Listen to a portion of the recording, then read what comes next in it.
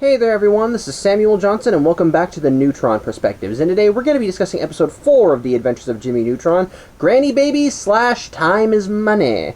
So, what's the premise of the Granny Baby portion of this episode? Well, Judy and Hugh are going on a third honeymoon. Yes, you heard me right, I said third. Apparently they did have a second honeymoon once, but Jimmy wound up blasting them accidentally with a forgetto ray, and as a result, the entire memory of their second honeymoon got wiped out, as well as the memories of the 5th year of their marriage. Point is, they're having a third honeymoon to make up for it. However, they are not going to be leaving Jimmy on his lonesome, as they have called Granny Neutron, Hugh's mother, to take care of him, or rather have Jimmy take care of her, because Jimmy apparently is so smart he can take care of himself or whatever. Point is, she's coming over and Jimmy and her are going to keep each other company. And what I love is that her introductory scene showcases just how kind of insane she is, as Granny Neutron comes racing up in the cab, and she's the one driving, and she's clearly just a maniac behind the wheel, which I guess is supposed to be a kind of jab at old people driving, maybe, possibly, but quite frankly, I think it shows that she's kind of nuts, and I appreciate that. We also learn who the favorite of the family is, as when she steps out of the cab, she asks Jimmy to bring her bag of clothes, which is like a small purse, while she asks Hugh to bring in all her pills and supports and what have you, and it's just like several trunk loads full in the trunk. It's actually great. It's great.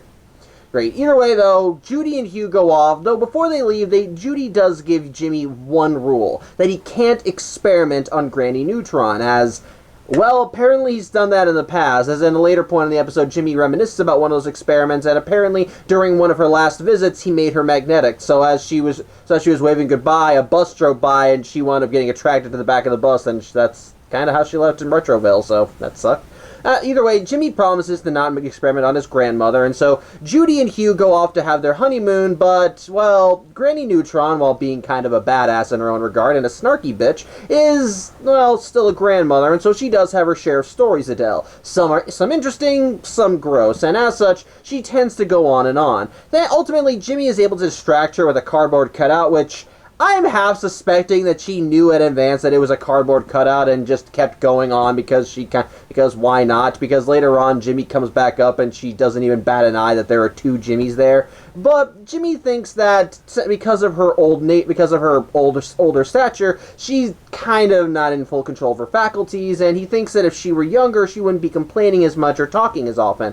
And as such, Jimmy decides to break the one rule his parents gave him and experiment on his grandmother by creating, well, a youth serum. Something that just make her younger, happier, calmer, just overall better. As such, he concocts it in his lab, and he goes up to see his grandmother and mixes it in with something that's supposed to keep her tongue from being fuzzy, I guess. I don't know. I don't like it. Point is, he gives it to her, only it turns out that the serum works too well, as after his grandmother downs the stuff, she turns into a baby, with her cognitive abilities remaining completely intact and her vocal cords apparently being completely untouched by the aging process. And what I love is that while she is shocked by the fact that she's been turned into a baby, she's also not that surprised. Again, Jimmy Neutron is her grandson. I'm kind of half expecting that she knows what Jimmy does, so she's just kind of used to it. Point is, though, while she is shocked by all this, at the same time, she does have more energy. Unfortunately, though, she's still a baby, and as such, while most of her mental faculties are intact, some of the unfortunate side effects of being a baby kick in as she ends up pooping her diaper, which apparently she was already wearing, go figure.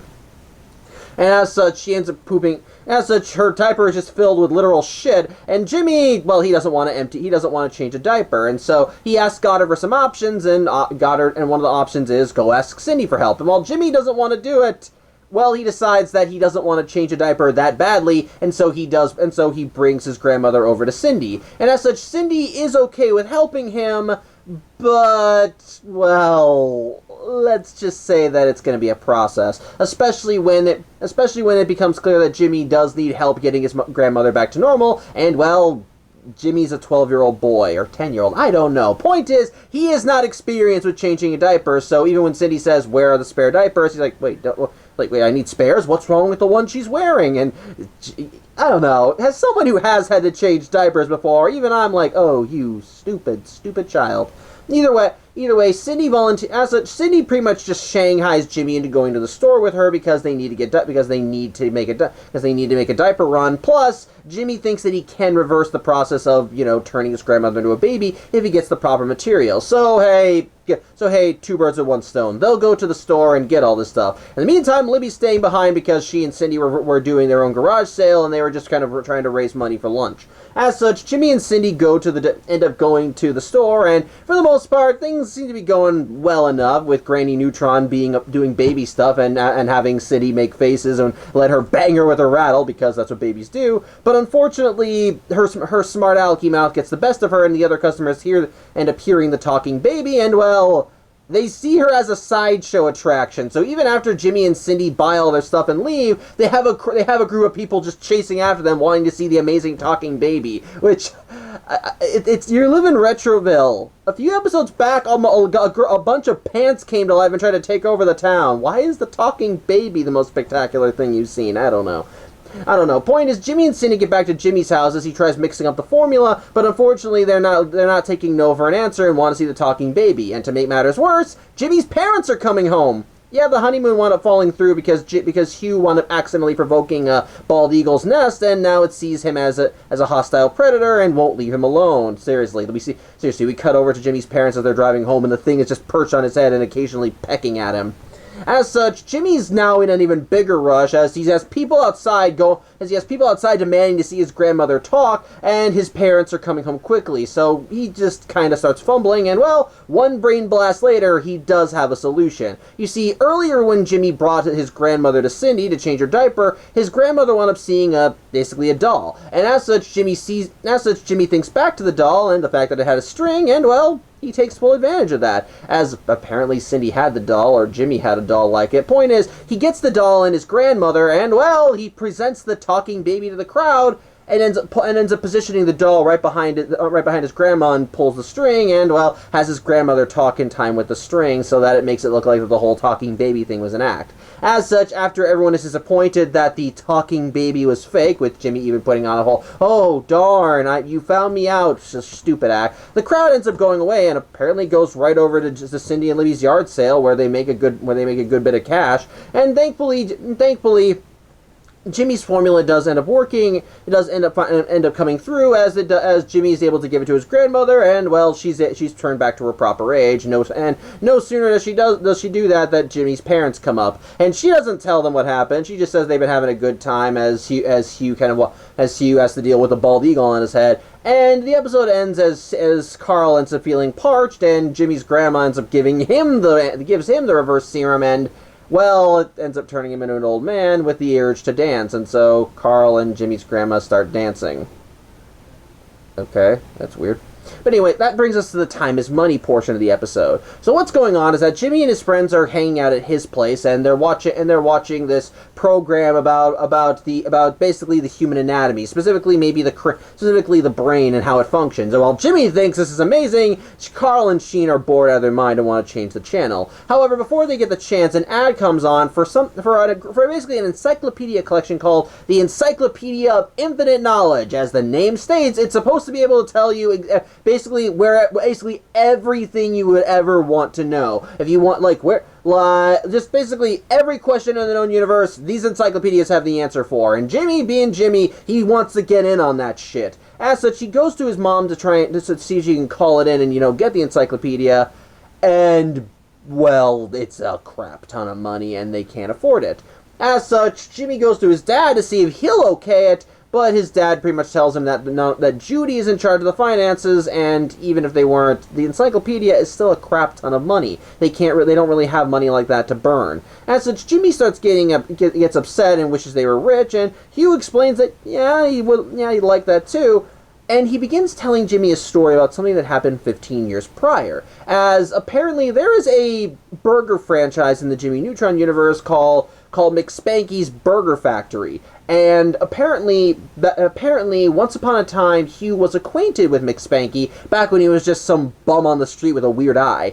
And what had happened was that he wound up giving him a ride, and McSpanky wound up pitching the whole burger factory thing to Hugh, and he told Hugh that if Hugh invested $50 into the idea, then he could be a partner in the franchise and basically just get in on the ground floor. However, Hugh wound up turning it down, as while he did have $50 on him, it was all he had to his name, and he was saving that for something else. As he put it, a man has to have his priorities. As such, Jimmy gets annoyed by hearing this, and he basically is disappointed that his family isn't loaded enough to get that encyclopedia collection. Yes, it's a collection, I forgot to mention that. But then he begins thinking, if I could change my father's mind, maybe we would be rich. Which brings us to the time booth. Yeah, remember how I mentioned last week how it's clear that there are some episodes in the series that were aired out of order? This is a clear example of that, as last week we were introduced to the time booth, which Jimmy used to bring Thomas Edison to the present, and it's in this episode where Jimmy invents the damn thing. Regardless though, he has the time booth, and with Carl and Sheen by his side, he sets the time booth to send him, Carl, and Sheen back 15 years into the past. And it actually works, as the trio arrive back in the past, and apparently the space that Jimmy used to make his lab used to be the basement, because once they arrive in the past, it's just a regular basement. Even Jimmy confirms that it was just a regular basement, so kind of gives more credence to my whole government subsidy thing, because the lab is just bigger than one room. There's a lot of other space that we don't see regularly, so odds are Jimmy expanded on it. And obviously with Jimmy's own ingenuity, he most likely did make some of it from his own spare parts, but again, to expand it out as much as he did, they would need more money, which brings me back to the idea that I think maybe the government may be subsidizing some of what Jimmy does, because, well, boy genius, what can you do? While the Neutrons themselves are still able to live comfortably, albeit at a rather moderate pace, I guess. I don't know. Explain why they're still middle class, even though Jimmy has all this extra shit lying around. But anyway, I'm getting off topic, applying too much real world logic again. Anyway, Jimmy and his friends go upstairs and find that his house is basically just a disco bachelor pad, as we see younger versions of Hugh and Judy just upstairs, just doing their own thing. As Hugh is basically a disco dude enjoying the music and all that, while Judy is kind of a hippie chick. Either way, they're getting with the groove, enjoying the tunes, before Jimmy and his friends come in and basically make up the excuse that they're neighbors from down the street who just came in because someone left the door open.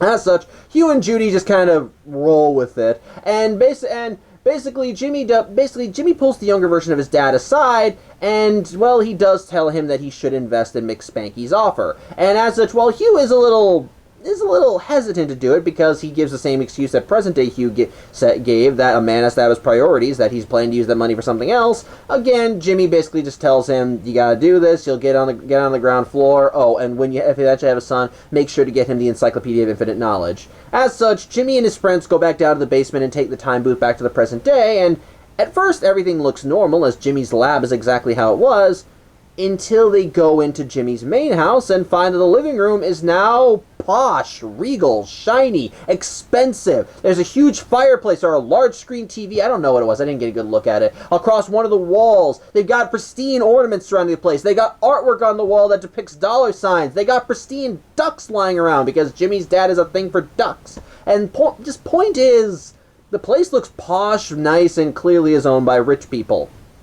And Jimmy's parents, unfortunately, have become the stereotypical rich assholes, as we see them in this living room, and as they're both just on the phone in their own worlds. And to show how much of an asshole they both really are, we see that Hugh is on the phone arguing with someone about his dad's life. Yeah, apparently his dad needs life-saving surgery, and Hugh isn't willing to donate any money. Fuck that guy. Just fuck that guy. On top of that, Judy ends up insulting Carl and Sheen when she sees them, even telling them to not touch her. They'll break her phone holding, her credit card hand. I don't know which one. And when Carl and Sheen called Jimmy's parents out for insulting them, Hugh just gives Sheen a gold brick and just tells them to buy themselves something nice. It's, again, skewed priorities. Won't save your dad with your money, but you'll give gold bricks to children so that they don't feel bad for being insulted, I guess. Either way, Carl and Sheen go off happy because now they're loaded. But Jimmy, on the other hand, is just shocked by his parents' transformation, and they clearly care very little for their son in this timeline, as they don't even get his name right initially. And so, as such, as Jimmy keeps trying to get them to, be fucking parents, Jimmy's parents pretty much tell him to piss off and even call their maid, whose name I do not remember, did not write it down. But she is a very big lady who only says, duh. And basically they tell her to send Jimmy to his room and throw Goddard outside. And as such, she does exactly that, and Jimmy's room seems to be exactly the same, except in the corner of the room is a bookshelf just covered top to bottom with the Encyclopedia Infinite Knowledge. So hey, at least that part of Jimmy's gambit played out. But the heart isn't in it anymore, as he realized that, yeah, he may be rich, but his parents have kind of lost that soul they had. And as such, Jimmy decides that while he may have technically gotten what he wanted, he would prefer having his old parents back. And as such, he and Goddard take the time booth back to the past and undo what Jimmy did, which also means that Carl and Sheen are now trapped in another timeline. Unless they migrated over. I don't know. Maybe from their perspective, the entire adventure never happened. I don't know. I'd be having an existential crisis about that. Point is, Jimmy ends up... The present has been returned back to its proper state, and Jimmy does go talk to his dad, and his parents sit Jimmy down, and Jimmy's parents sit him down and tell him that they could possibly use the vacation fund they've been saving up to pay for the Encyclopedia of Infinite Knowledge. But Jimmy tells them it's fine. He's bored with that. He doesn't need it. And while Hugh is a little relieved to hear that, Jimmy then asks his dad what he was planning to use the $50 on, and Hugh's response: it was for a wedding ring for Judy. It was the only money he had to his name, and he wanted to spend it on the woman he loved. And she still has the wedding ring now, and she still even has the wedding ring. It's honestly really nice, and it's a nice little payoff. Although the episode does still remember that this is a funny kids cartoon, as Hugh says that if they had $100, they would be loaded right now. They would live in Quacker Town, and everyone would have duck feet and yada yada yada. Point is, it's just Hugh being Hugh. So yeah. Anyway, let's talk about the episode. Well, firstly, the Granny Baby segment. I actually kind of enjoyed this. It's definitely in some regards an acquired taste, mostly because it involves baby and poop jokes for a good portion of it, I can chuckle at those, but they're not my favorite jokes, so what can you do? But honestly, the real joy of the episode was Granny Neutron. I love this lady. She is a delight. Just a delight. Like I said, from her very first scene, you already get a sense of her character. She's the one driving the cab, and she's driving like a fucking maniac, with the taxi driver in the back seat looking like that he's been through hell, and she's just having a laugh at the chaos that she created. And likewise, again, to further showcase just how much of how much of a chaotic force she truly is, she asks Jimmy to take in her clothes, which is a tiny little bag, while Hugh has to bring in all of her pills, which are in in a bunch of luggages.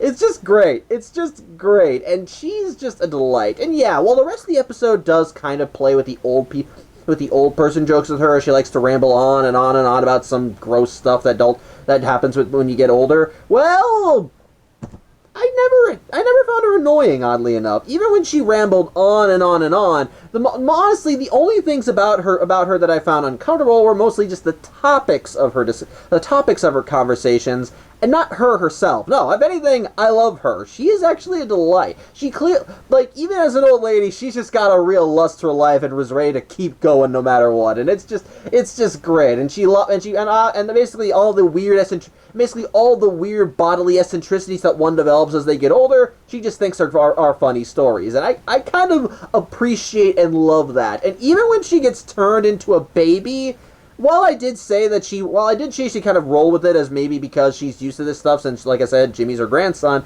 at the same time, she does not really give a shit. Throughout the entire episode, she keeps making snarky comments, just rolls everything, has a laugh at others' expense, and yeah, while her new, younger age has an effect on her demeanor as she begins bawling and crying, pooping herself, and finding delight in someone making funny faces and allowing her to hit them with her rattle. At the same time, she's still the same lady, and she just loves creating snark and making jokes and just being a complete and utter pain, and it's great. But at the same time, she is fully aware of how dire the situation is, because when Jimmy needs her help to try and send off the yokels who want to see the amazing talking baby, she's able to play along by pretending that she's a dolly. I love that. It's nice stuff, and it's just kind of a fun time seeing her.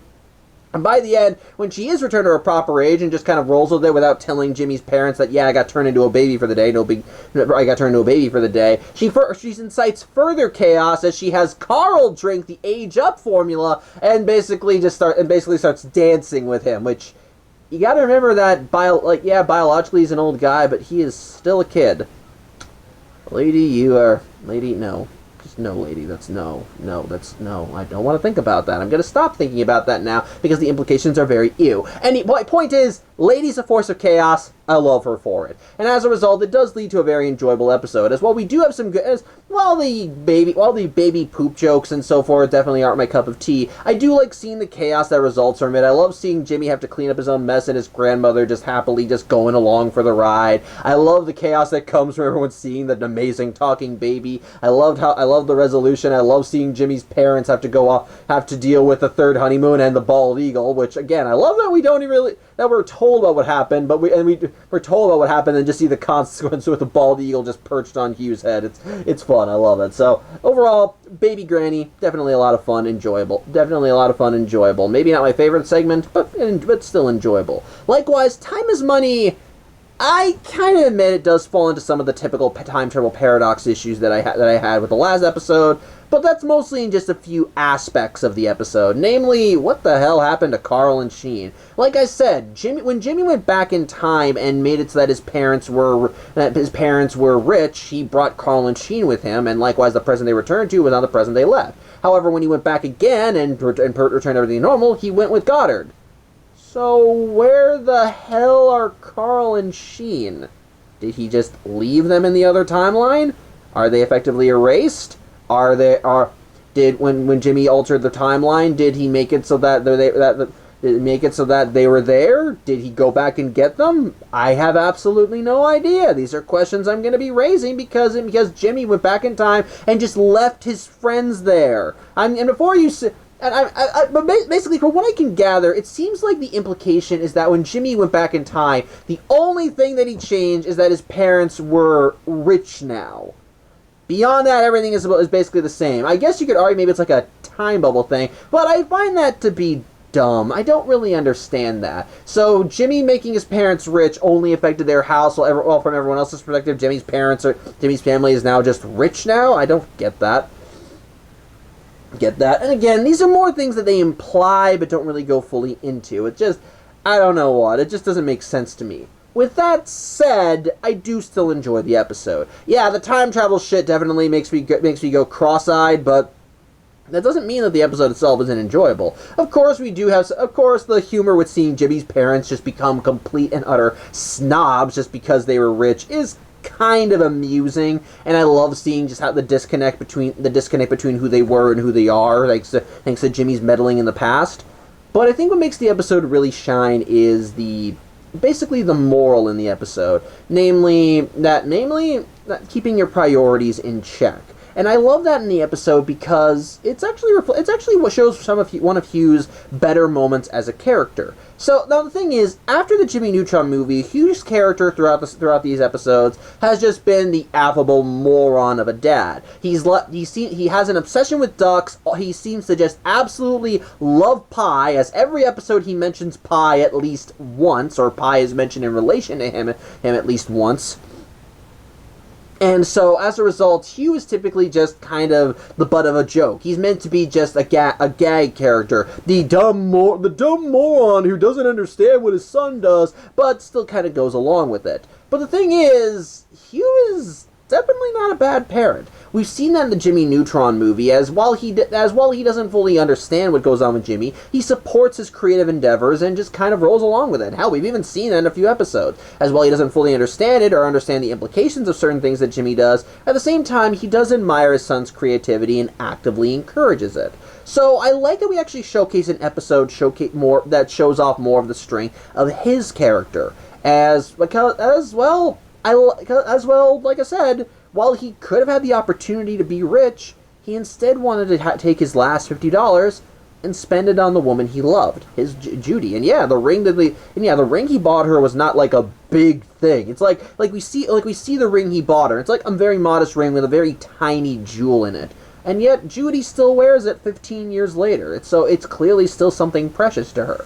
But what I love about that is the difference is that whether intentional or not, Jimmy convincing Hugh to not spend the $50 on Judy might actually be the reason for why Jimmy's parents in the altered timeline became the snobs that they were. Going back to what Hugh said when he said that he wouldn't spend the $50 for McSpanky's burger franchise. In those both times that he said this, both in the present day and in the past, he always said a man has to have his priorities. And the thing is, he was being very selfless with what his goal was. He wanted to buy something for someone he truly cared about because he wanted to spend the rest of his life with her. And what I love, too, is how he tries hiding it. Going back to when Jimmy and his friends visited the past, and when Jimmy meets his parents, he learns that they're not married yet. And when he asks why, immediately Hugh sidesteps the question as he just says, "Oh, the marriage is for the older folks. Right now, we're gonna be hip and cool. We got love to keep us going. We don't need to be married." So, and of course, Judy falls for it because, well, he still loves her, but. Considering that we learned at the end of the episode that Hugh was planning to spend the $50 on a wedding ring for his wife, it shows that entire thing was partially a load of crock. I say partially because clearly the love he felt for Judy was real. Otherwise, she wouldn't have reacted the way that he did. Or otherwise, she wouldn't have reacted the way that she did because she ran into Hugh's arms when he said that. So clearly, there is love there.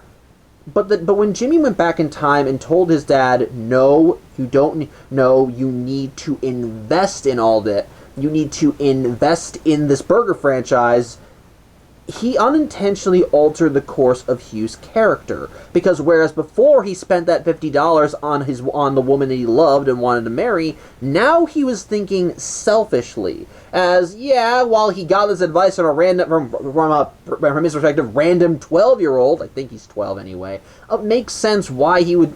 Basically, by making that decision, you could kind of see how the dominoes fall after that. That he basically just goes like, "Oh wow, me being selfish actually paid off." And yeah, while he still got together with Judy in the end and had Jimmy, well, odds are he pulled her. Odds are when they finally did get married, it wasn't in a moment of passion like when he bought her the wedding ring in the original timeline. You could easily argue that it was mostly just him going, "Come on, sugar boger, we're gonna be rich and loaded now. Just come along with me." And they both just started falling more and more into the opulence of being rich to the point where they stopped giving a shit about other people. Because after all, being selfish got them into this, so why the hell should they be selfless now? So as such, I can honest to God see why Jimmy going back in time would not only make his parents rich, but also result in their present day snobbiness. Again, I'm just kind of pulling this shit out of my ass, but it is an interesting logical conclusion. But likewise, the moral message of the episode is, I think, a really good one. Just kind of like, as Hugh said, a man has to have his priorities. And what I love about that is basically the key to happiness isn't to have a fat bunch of bucks around you, but to be considerate of the people around you, and to basically focus on what you have at the moment versus what you could have later. As in the case of Hugh, he had Judy and he wanted to spend the rest of his life with her. And he may have only had $50 to his name at that point, but he just pretty much said, "I'm going to spend that money on her. I want her to be happy, and I don't want to spend another day of my life without her." And so he spent money on her, and they got happily married after that. And I love that I love that. It's a good moment of character for him. because it shows Q's moral conviction, how much he holds his family in high regard, how much he held Judy in high regard. And yeah, he's still the goofy, dumbass father that we know from previous episodes, but it adds another layer to his character that that ultimately shows that underneath the goofball, that underneath this big goofball of a man that we've come to know from the previous episodes and movie, is a genuine, kind soul who wants nothing more than for his family to be happy. And yeah, he will slip up and do something stupid, like, again, a couple episodes ago, he was willing to let his son go because he only had $1 for a fucking auction.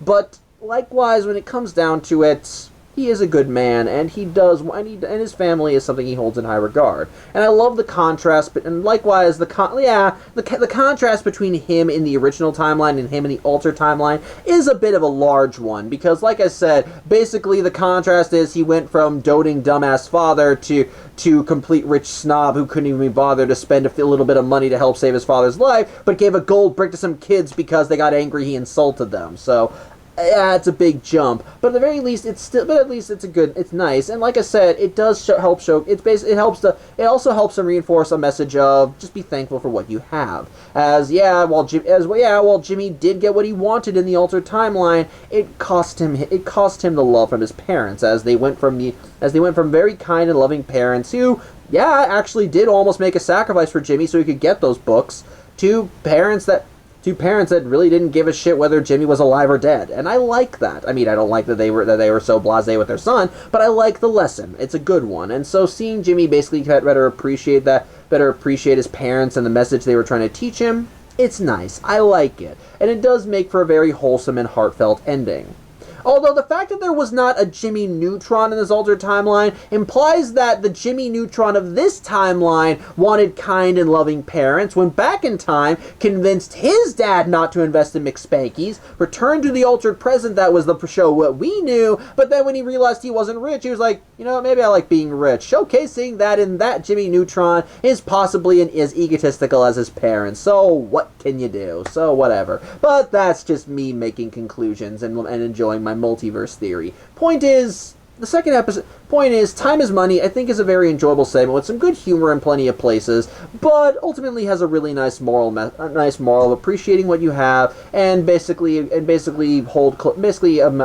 little moral message about holding those you care about as top priority. It's nice. I love it, and it does add a whole other layer to Hugh's character. So overall, Granny Baby, enjoyably fun, stupid, and just an all-around fun time. And Time is Money, an enjoyable and honestly wholesome segment that I think adds another layer to Hugh's character and just has a good moral. So, yeah, I think that's really all I have to say.